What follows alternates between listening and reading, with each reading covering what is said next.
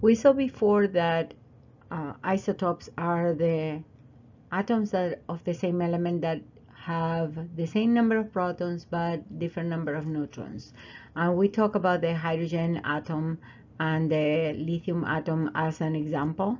And we said that the hydrogen is the only one that has a specific name for the three isotopes that it has. But for example, the hydrogen 1 is called hydrogen. The hydrogen 2 is going to call deuterium, and the hydrogen 3 is going to be tritium, where 1, 2, and 3 refers only to the mass of the atoms. In the case of the lithium, we have lithium 6, lithium 7, and lithium 8, and those are the different isotopes that we have.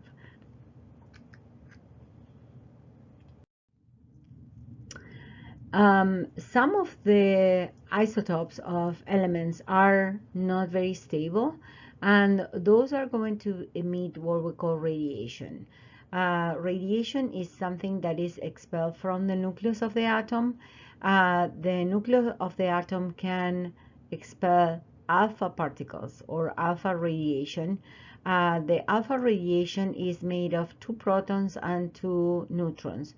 If you see, the alpha particles are going to have 2 protons and 2 neutrons, and that is the same as the nucleus of a helium atom. That's why we call that a helium nuclei. The beta radiation are high energy electrons, and you're going to say, wait, electrons are not in the nucleus of the atom, they are outside. Well, actually what happens is that sometimes electrons can be formed in the nucleus of the atom. So a neutron is going to split into a proton and an electron, and this electron that doesn't belong inside the nucleus is going to be expelled out. That is called beta radiation. In the case of the gamma radiation is associated with alpha radiation and beta radiation, and it's just high energy rays that can be thrown out from the nucleus of the atom when alpha radiation and beta radiation occurs. Gamma radiation are high energy rays that can pass through any material. So alpha particles, beta particles, and gamma rays are going to be the 3 types of radiation. Alpha particles are helium nuclei, and they are going to be stopped by a paper, just a paper.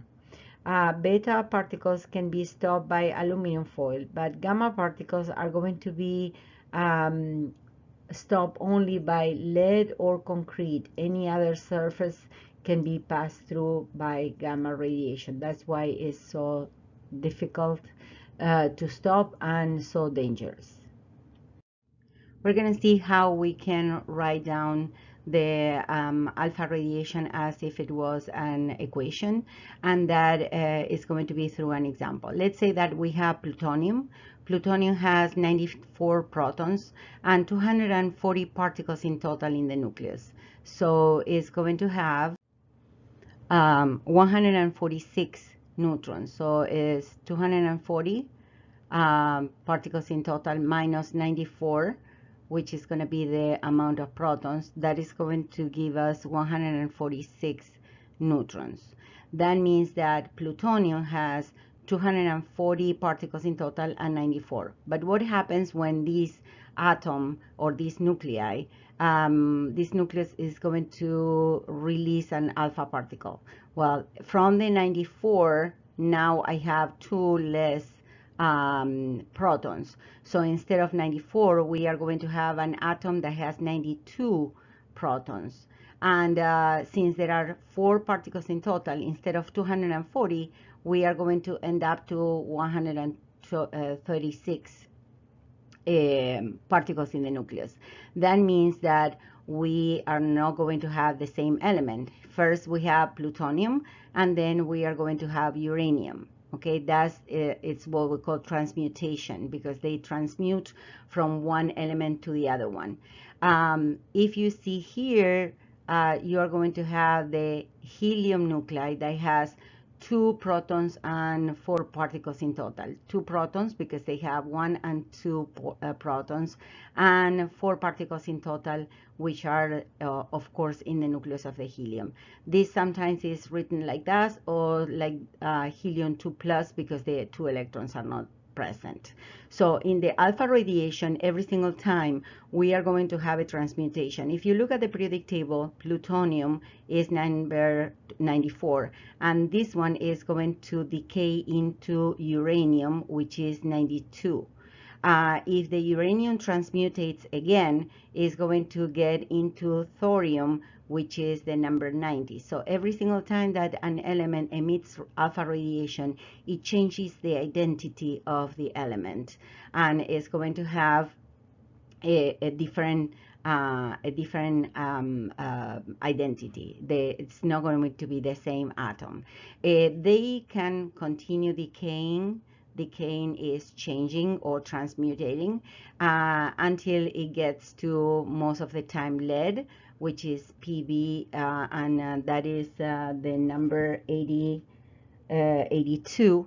And lead is very stable, so it's not going to decay anymore. We are going to do some examples on how to calculate these numbers here, and that equation is going to be resolved in the examples that are going to be in the next slide. Now, in beta radiation, what happens in beta radiation? We have let's say that I'm going to write here the radium. The radium has 228 particles in total, and 88 are protons. So we are going to have 288 in total. What does that mean? That we have 228 minus 88 protons. That is going to be 140 neutrons. What happens here? From 140 neutrons, I'm going to have one of the neutrons to change into a proton and an electron. We said that that is what happens when we have beta radiation. So in other words, let me erase this, and I'm going to write it down in a different way so you can understand. We have 88 protons, and we have 140 neutrons. So one of these neutrons is going to transmutate into a proton and an electron. The electron is what we call the beta particle. Beta particle. Okay? The beta particle is going to be expelled from the nucleus. But what happens here? What was before a neutron now is a proton. So the number of particles in the nucleus do not change. We are going to have 228 and 228. But before we have 88 protons, and now we have one more proton. That's why it's 89 here. Okay, so instead of radium, we are going to have actinium. And that is happen also when we have carbon-14, for example. Carbon-14 is going to decay into nitrogen. Why is that? The one of the 8 neutrons and 6 protons that has a carbon. One of the 8 neutrons is going to be transmuting into a proton and an electron. The electron is here.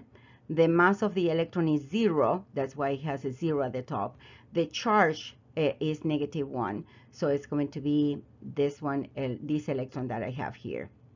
Now, what happens with the atomic number? The atomic number is going to increase. Instead of 6, it's going to be 7, because one of these neutrons is going to transmute into a proton. But the total particles that we have, instead of 8 neutrons, I'm going to have 7 neutrons at the end and 7 protons, because one of the neutrons decay into a proton. So the total number of particles is still 14. So we are going to have a transmutation of one element into the other one, adding 1 proton, but the mass number is going to stay the same.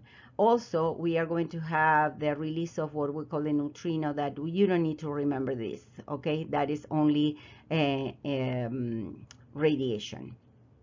The gamma radiation does not change the identity of the element because it's not involving any particles. So what we are going to do is some examples of how to write down these equations that look very complicated right now.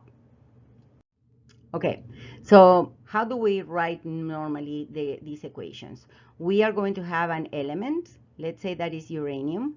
Uranium is 92, and they have to tell me which kind of decay we are going to form. The decay, again, is that transmutation between one element getting into another one.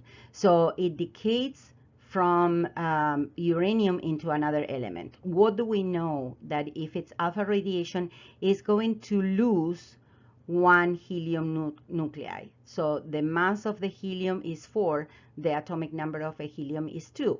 So look at these numbers here very closely. If we have the numbers on the right, and I'm going to try to see if I can highlight them. So if I have 92, it's going to be the same as 2 plus 90. So in other words, when you have alpha decay, you have to take the atomic number that we have, we are going to subtract 2, and that is going to be exactly the number that we have here. You can also say that the numbers on the right, they have to add up to the numbers on the left. So 92 is the same as 2 plus 90, or 90 plus 2 is equals to 92. Same thing. Now, what happens with the mass number? With the mass number, we know that the total amount of particles that are missed or are expelled from the nucleus are 4, 2 protons and 2 neutrons. That means it had 235 at the beginning, minus 4 is 231. So again, if you look at the numbers on the right of the arrow are going to be exactly the same as the numbers on the left. It means that we have to add them up. So that is very simple. If we have an element like thorium, if thorium, let's say that here I have my second equation. If thorium decays again, I'm going to write it down like helium 2 and 4. So I'm going to say 231 minus 4 is 227, no? 227 plus 4 is 231. And 90 minus 2 is 88. And the number 88 is radium. So the thorium is going to decay into radium. So that is how we are going to write down the equation. And we are going to see some exercises in a minute. The beta decay is a little bit more complicated because we are not talking about elements, actual elements or actual particles, but just an electron. But for the purpose of these formulas, we are going to say that the number that appears as the atomic number in the electron is going to be -1. So 92 is the same as 93 minus 1. So again, we have the same reasoning that we have at the top. And 235 minus 0 is 235. We said that in the beta decay, we do not have a change in the mass number. The mass number stays the same. The proton number, which is Z, is going to be +1, okay? In this case, the A is going to be -4, and the Z is going to be -2. Do you see that is -2? Beginning in 92 goes to 90, beginning in 235 goes to 231. In the last one, we don't have any problem because the only thing, the gamma is going to be just gamma radiation. There is no particles. So the numbers are going to stay the same. The only thing that is going to be is energy that is released. Now, in general, when we have alpha decay, the change in number of protons is 2 negative, and you can see 92 it changes into negative to get to 90.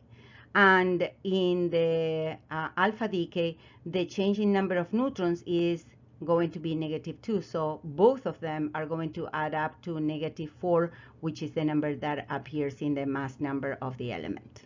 In the beta decay, the protons are going to add up in 1, and you can see that add ups in 1. And the change in neutrons is going to be -1. So +1 and -1 in the nucleus makes no change in the mass number. This is going to be no change.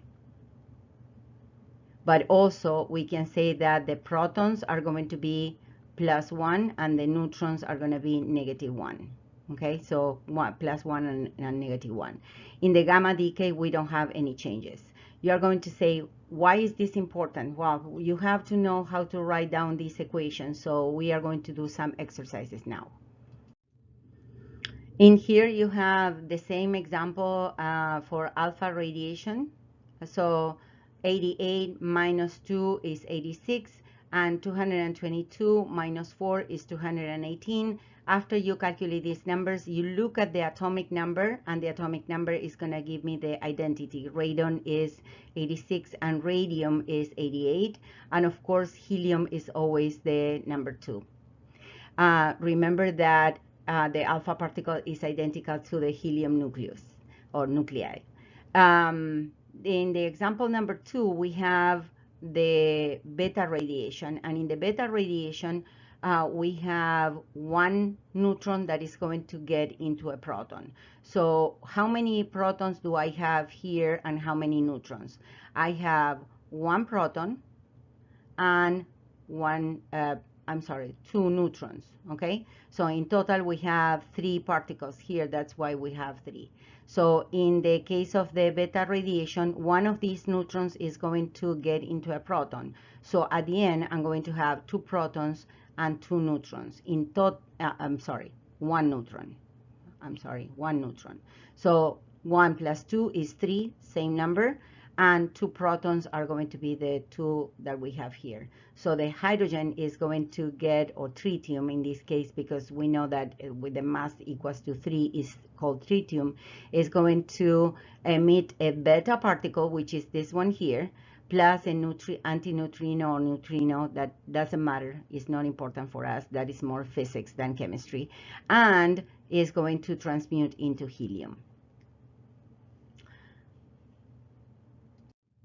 Now, how do I resolve these exercises? Well, we know that these elements are going to go alpha decay. So, and they are going to emit an alpha particle. What is an alpha particle?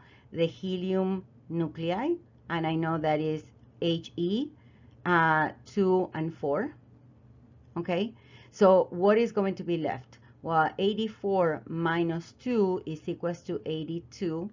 And 210 minus 4 is 206. The mass number, it doesn't matter because we are going to have different isotopes for the elements. But the 82, we know that is lead, so I have to put Pb, and that's it. Okay. Uranium 238 goes into alpha particles, so again, I'm going to put helium 2 and 4, and again, you should stop the video and try to do these exercises yourselves once you understand what I did.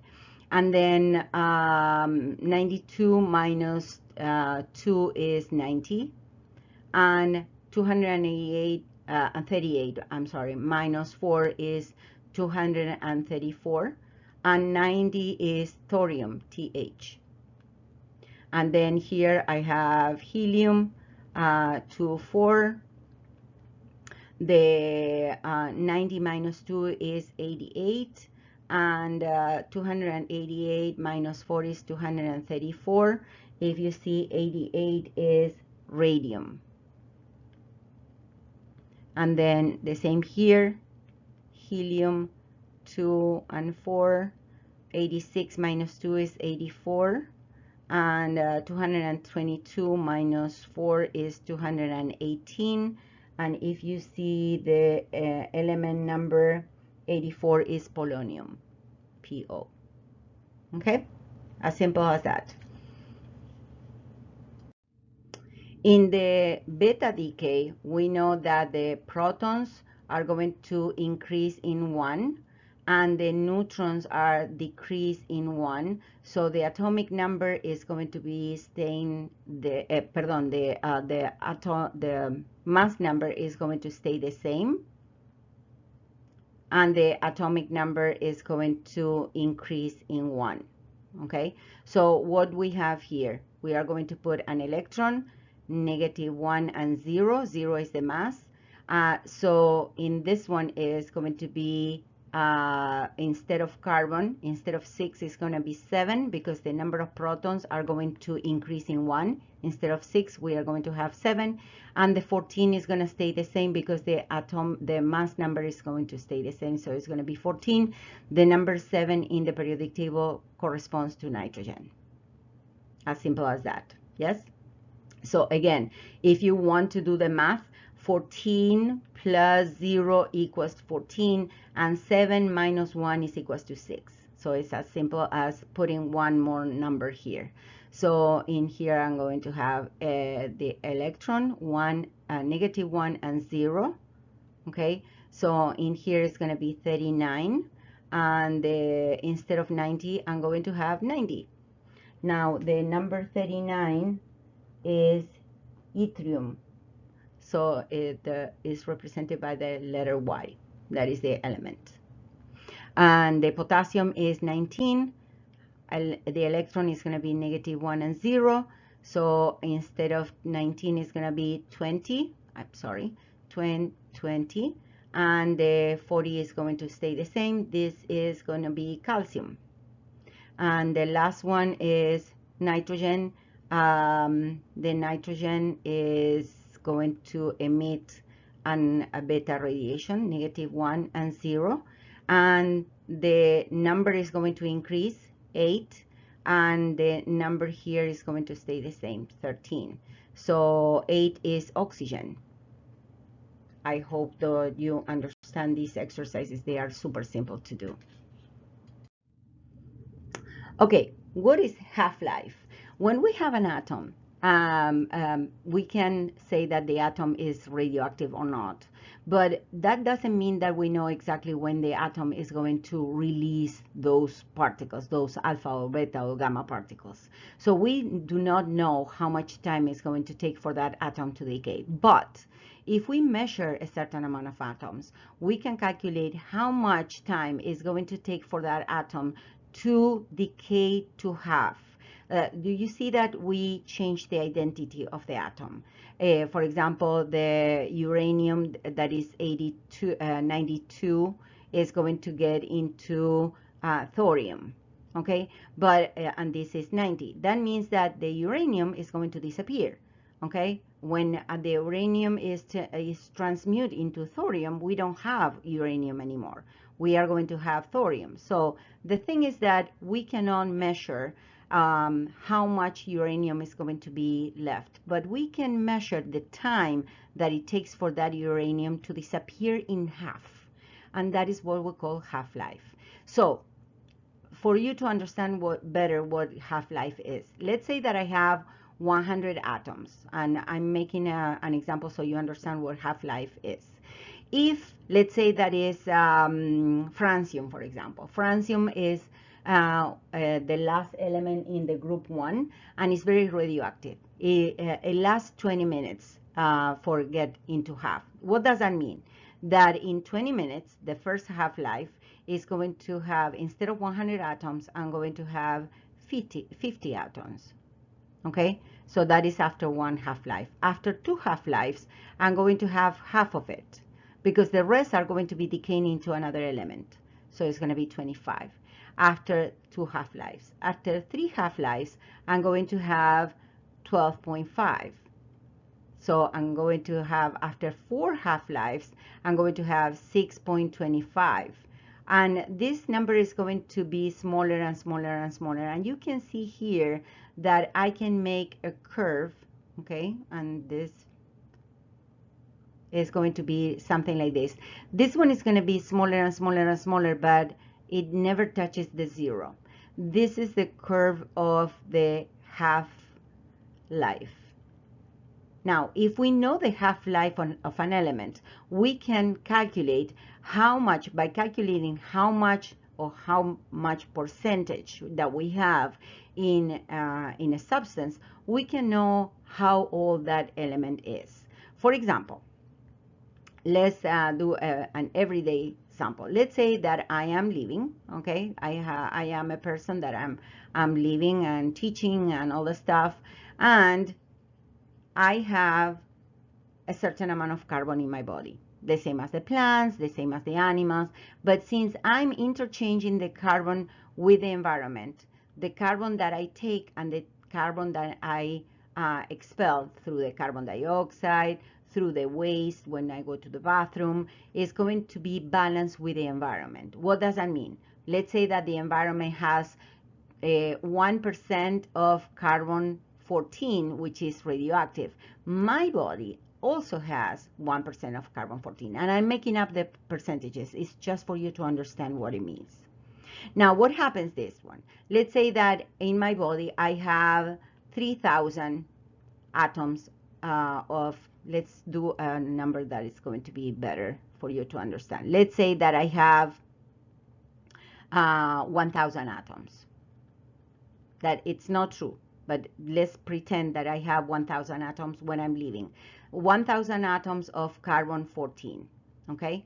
So if I die today, the carbon 14 is going to be exactly 1,000. But what happens when I die? And here I am, okay? So when I die, what happens? My body is going to stop interchanging the carbon with the environment. I'm not going to eat anymore. I'm not going to go to the bathroom anymore. I'm not going to breathe anymore. So this carbon dioxide that I used to expel, the waste that I used to expel, the sugar or carbohydrates that I used to eat, they are not anymore. So my carbon 14 that was 1,000, okay, at the beginning when I was alive, is going to begin decaying. And if it passes, let's say 5,000 years, I'm going to have 500 atoms of carbon. Why? Because the half-life of carbon is 5,730 years. So by measuring the percentage or the amount of carbon 14 that my body has, I can tell how much time passed since I died. For example, if I have only, I don't know, 250, that means that I died 10,000 years ago. Why? Because roughly 10,000 years is two times 5,730 years. Okay, and that's how we can calculate how many years or millions of years have passed since the dinosaurs passed away. So if I find a dinosaur and I calculate the half-life of the carbon, and based on that I calculate the percentage of the carbon 14 that it has, I can calculate how much time it passed since the dinosaur died. I think you may understand that. If not, we are going to talk about that again. But this is the last part of the radioactivity that we are going to cover at this level.